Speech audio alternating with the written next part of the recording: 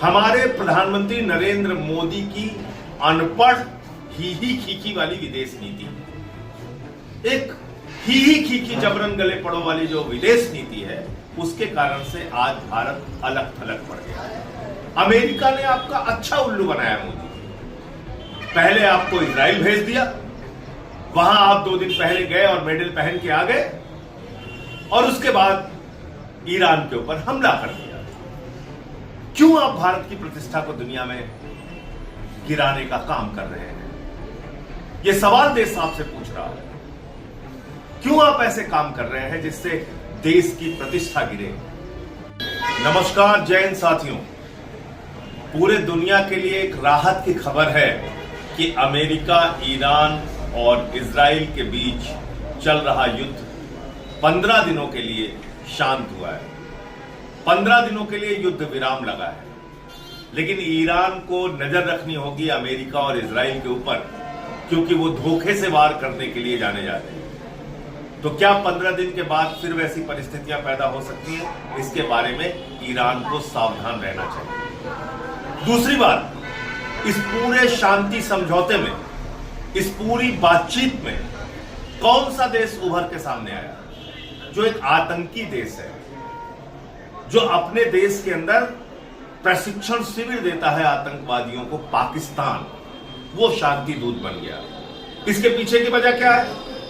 हमारे प्रधानमंत्री नरेंद्र मोदी की अनपढ़ ही खीखी वाली विदेश नीति, एक ही खीखी जबरन गले पड़ो वाली जो विदेश नीति है, उसके कारण से आज भारत अलग थलग पड़ गया है। अमेरिका ने आपका अच्छा उल्लू बनाया मोदी।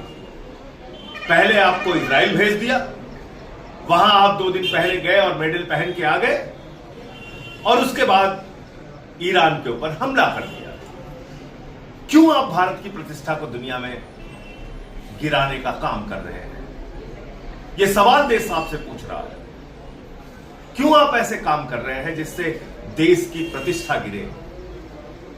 हम राष्ट्रपिता महात्मा गांधी के देश हैं, हम महात्मा गौतम बुद्ध के देश हैं, हम पूरी दुनिया को शांति का संदेश देते हैं, लेकिन अमेरिका ने आपको अपने परंपरागत मित्र ईरान से अलग कर दिया, आपको अपने परंपरागत मित्र रूस से अलग थलग कर दिया, और कहा कि आप रूस से तेल नहीं खरीदोगे। आपने उसके सामने घुटने टेक दिए।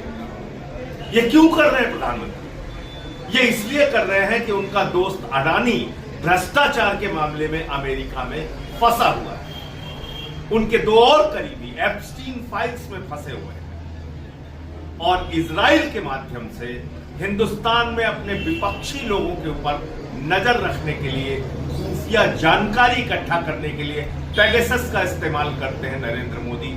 इसलिए इजराइल की हर बात को मानने के लिए तैयार हो जाए। अरे आप हमसे लड़िए ना, विपक्ष के लोगों से जितना लड़ना है लड़िए, लेकिन देश के प्रतिष्ठा को चोट मत पहुंचाइए। आज एक आतंकी देश वो शांति दूत बना हुआ है, और जिस देश ने पूरी दुनिया को शांति का संदेश दिया, आपकी गलत नीतियों के कारण नरेंद्र मोदी जी, आपकी अनपढ़ ही खीखी और जबरन गले पड़ो की विदेश नीति ने भारत को आज अलग थलग कर दिया।